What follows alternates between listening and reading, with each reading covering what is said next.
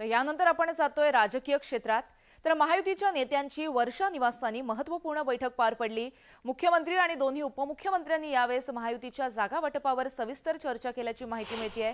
तर बैठकीत महायुतीच्या जागा वाटपाचा प्राथमिक फॉर्म्युला संदर्भात आपापल्या पक्षाच्या भूमिका मांडल्याचं देखील कळतंय। महायुती म्हणून एकत्रित रणनीती काय असावी, तसंच फक्त जागेसाठी आग्रह न धरता निवडून येईल अशाच जागेचा आग्रह त्या पक्षाने करावा यावर एकमत बैठकीमध्ये झाल्याचं कळतंय।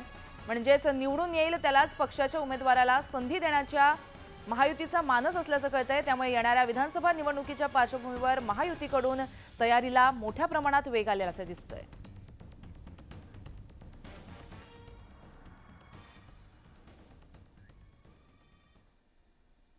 तर उपमुख्यमंत्री देवेंद्र फडणवीसांची पश्चिम महाराष्ट्रातील भाजप आमदारांसोबत बैठक पार पडली। बैठकीत देवेंद्र फडणवीसांनी भाजप आमदारांना विधानसभा निवडणुकीबाबत कानमंत्र दिलाय।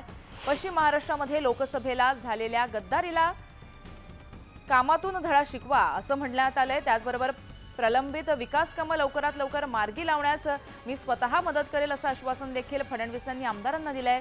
मराठा आरक्षण, ओबीसी आरक्षण याचबरोबर शेतमालाचा भाव यावरही आमदारांसोबत चर्चा केल्याची माहिती मिळते।